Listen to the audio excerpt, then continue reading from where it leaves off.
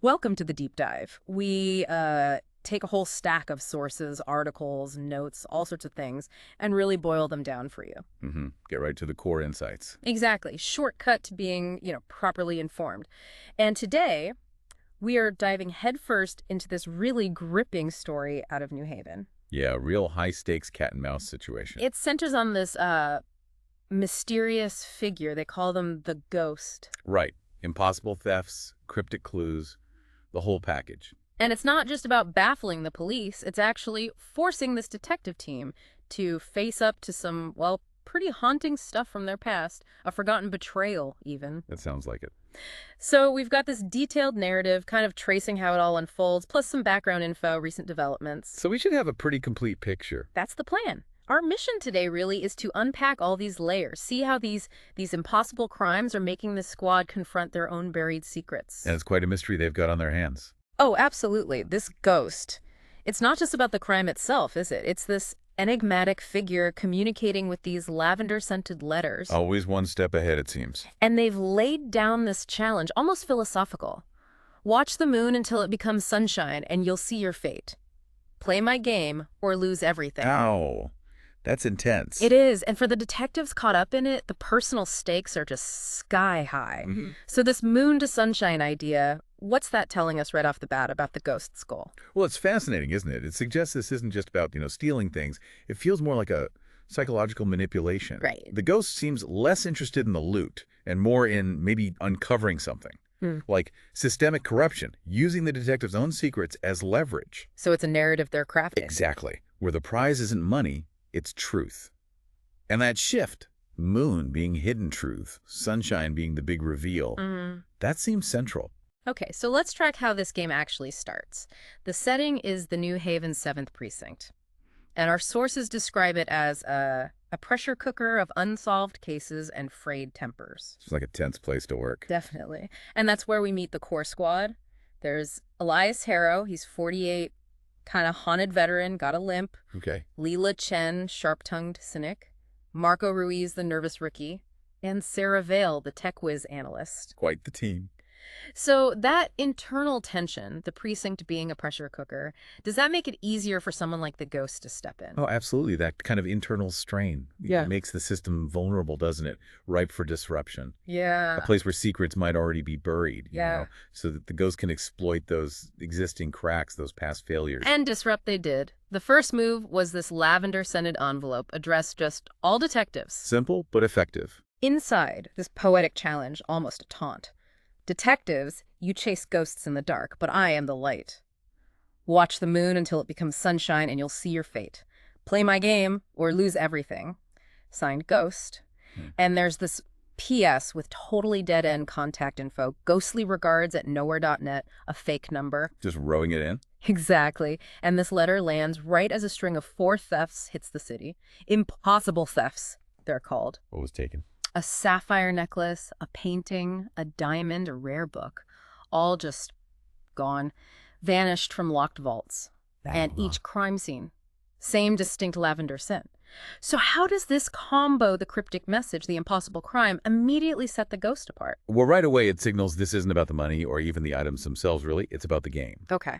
That dead-end contact info isn't a slip-up. It's part of the taunt.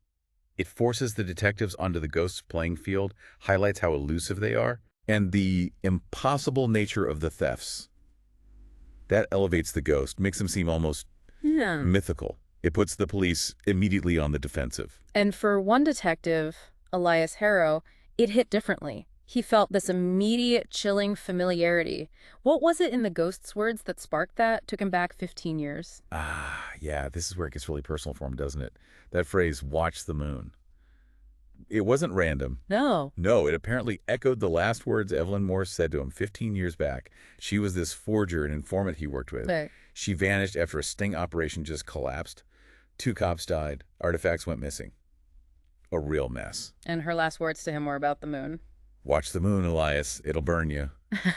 So the ghost using that, it's like they're weaponizing Harrow's deepest, most painful history.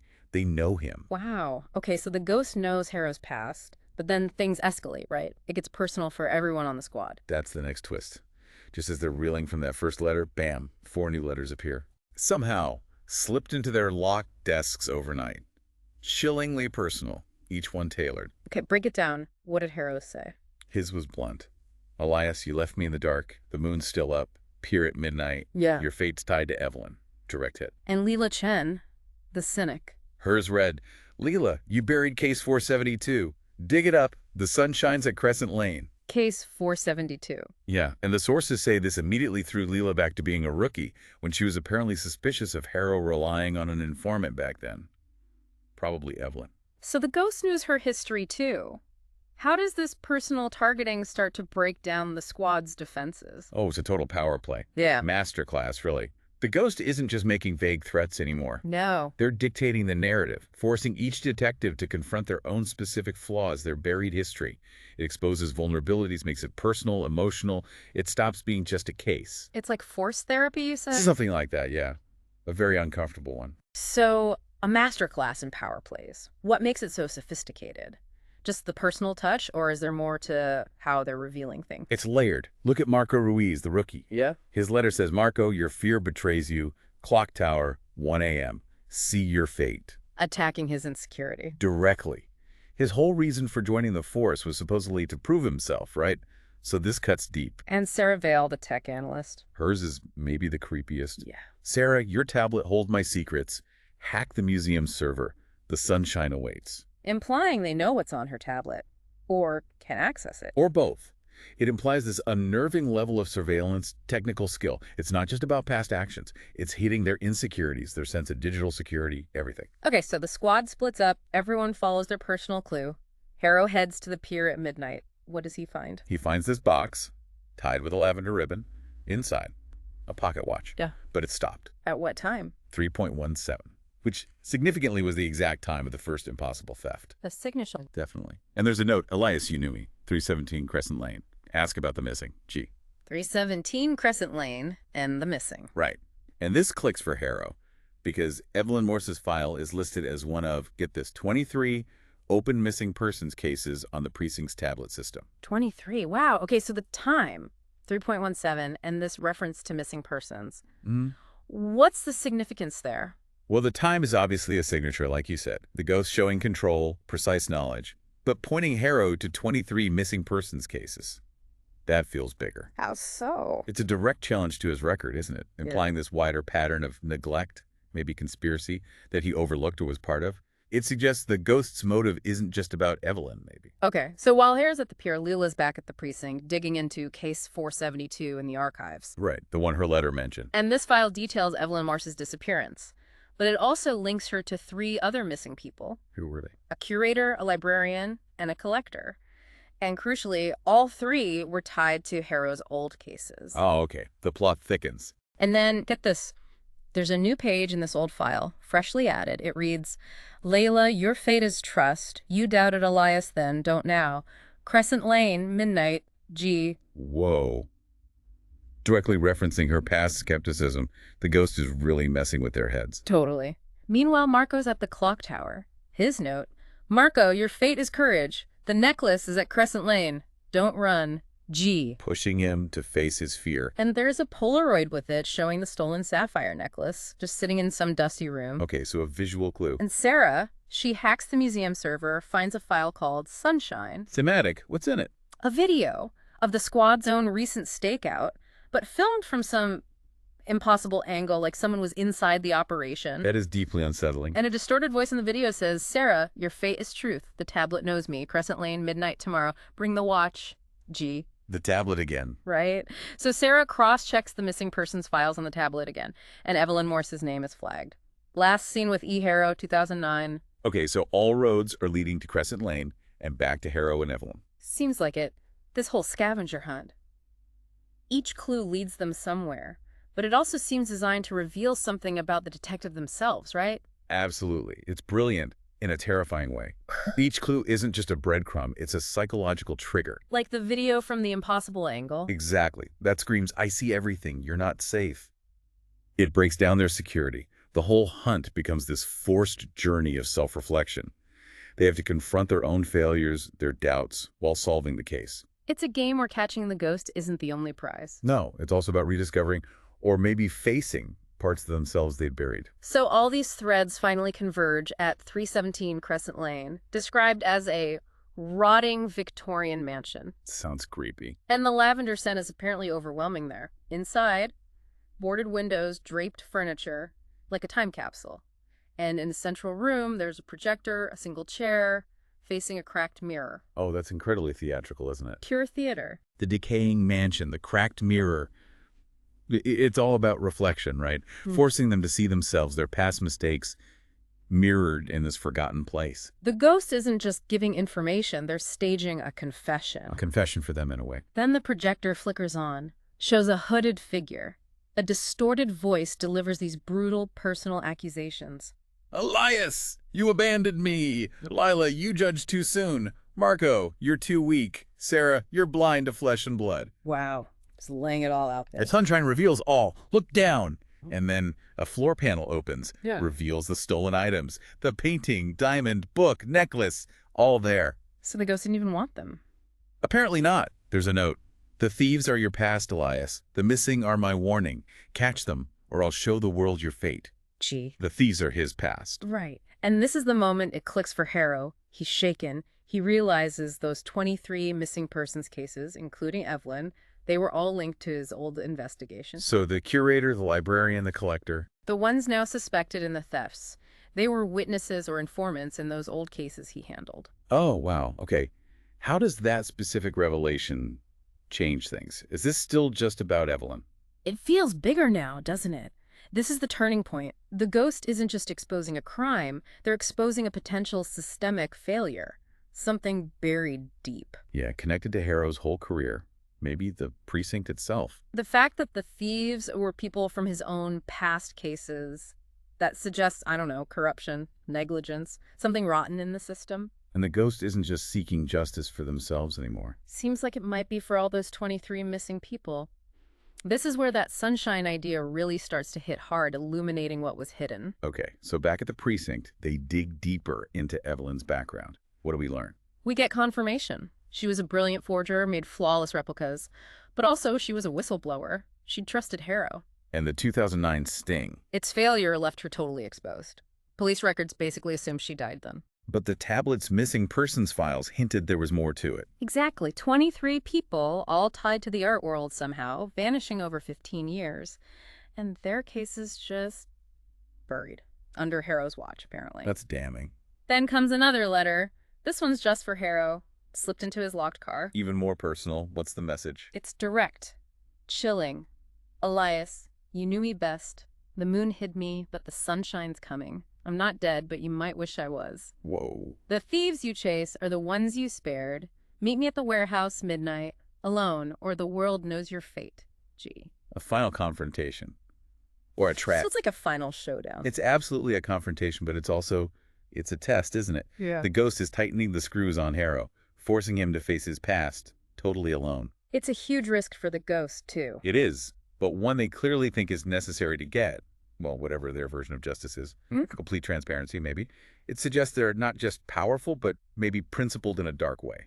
So Harrow goes, alone, to the warehouse, the site of that failed 2009 sting. And who does he meet? Evelyn Morse. Alive, described as having sharp eyes and a lavender scarf. So it is her. The ghost is Evelyn. Looks that way. And her accusations are brutal. You left me, Elias. I trusted you, and you let them bury me. Bury her meaning. Make her disappear. Assume she was dead. Seems like it, she continues. Those thieves, your curator, your collector, they're the ring I warned you about. They're why I'm a ghost. So she tried to expose them years ago. Apparently, and then she gives him proof. Tosses him a flash drive. What's on it? Footage of the curator, librarian, and collector meeting in secret discussing stolen goods. And then, poof, she vanishes before Harrow can even react. Incredible. So, the flash drive. It works, leads to immediate arrests. The curator, librarian, collector, they were running a black market ring. They're responsible for the recent thefts and, yeah, possibly linked to those 23 missing persons. But Evelyn. Still gone. Her email, the phone number still dead, ends. But then a final text hits all the squad's phones. What does it say? The sun shines here, detectives. You saw your fates. I'll be watching. Gee. Chilling. So Harrow knows. She's still out there. A ghost with a grudge. But even after exposing the ring, getting those arrests, why stay hidden? Why remain untraceable? Well, her elusiveness. Yeah. That is her power now, isn't it? It's her biggest weapon, her ultimate statement. How so? By staying invisible, even after achieving her main goal, she continues to control the narrative from the shadows. She is the ghost. It underlines that her mission wasn't just about this one crime ring. It's about unveiling truth on her terms, outside the system she clearly deeply distrusts. And that brings us to the latest developments, because even with arrests made, she's still out there, untraceable. Her invisibility is her weapon, probably using tech, right? Encrypted servers, jammers. Likely. But then there's the lavender scent. That persists. It's described as suggesting a physical presence, a signature she can't resist. Makes it feel personal, almost intimate. It's a total paradox, isn't it? Completely hidden, yet leaving this very distinct, very personal mark. How does that work psychologically? It keeps them constantly off balance. It's like she's saying, I'm everywhere and nowhere, but here's my calling card so you don't forget me. It ensures she remains this constant, unsettling presence. And apparently the game isn't over. We learned just yesterday. There's more. Yeah. A new letter arrived, addressed to the squad, but also someone else, too. Someone who knew the ghosts in the past. Okay. The letter hints. Detectives, you're close, but not close enough. The sunshine burns, doesn't it? To the one who knows me. You hid me then. You'll find me now. The docks, midnight. Bring the watch. Your fake's waiting. G. The one who knows me hid me then. Exactly. This immediately makes the squad think of Victor Kane. Who's Victor Kane? Another detective. He worked that disastrous 2009 sting with Harrow. He was Harrow's mentor, actually. Okay. What happened to him? He supposedly retired right after the sting failed, dropped completely off the map. The squad thinks the ghost might be targeting him now, like a warning or maybe a call-out. So introducing Kane. How How does that change the game? It changes everything, doesn't it? It means the ghost isn't done settling scores. They're pulling more people from that 2009 operation into the light. Yeah. Kane must be key to the full story. Maybe he knows more than Harrow, or was involved differently. It definitely expands the stakes. It's not just Harrow's reckoning anymore. It feels like a wider exposure of a historical cover-up. Okay, so what happened at the docks? The squad staked it out last night.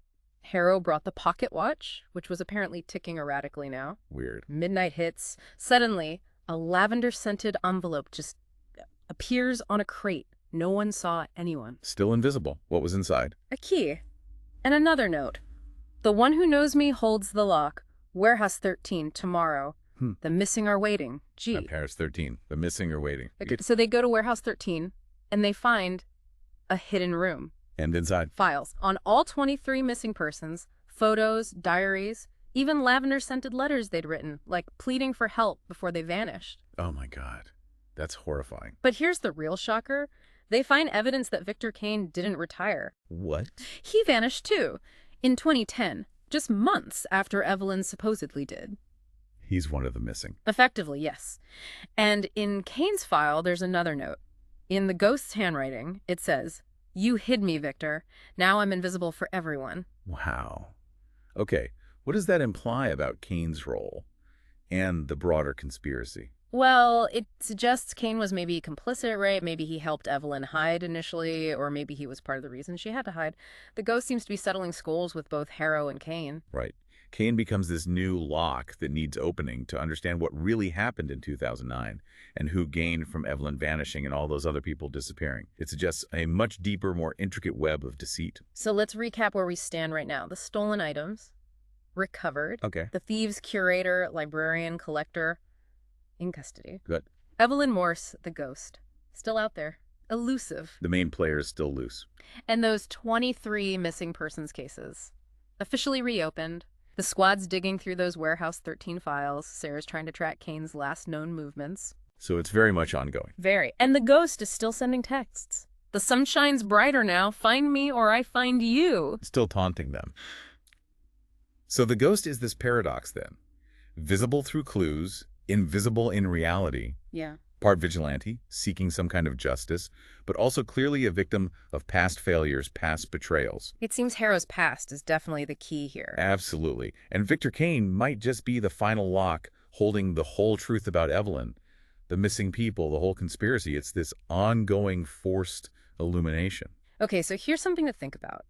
The ghost keeps using that moon to sunshine metaphor, hidden truths coming to light. And their last message says, The sun shines brighter now. Implying more has been revealed. Right. So what further secrets do you think might still be lurking in New Haven's shadows? What else needs that full sunshine? Maybe think about not just what the detectives miss, but perhaps what you, listening, might still need to uncover in your own search for knowledge or truth.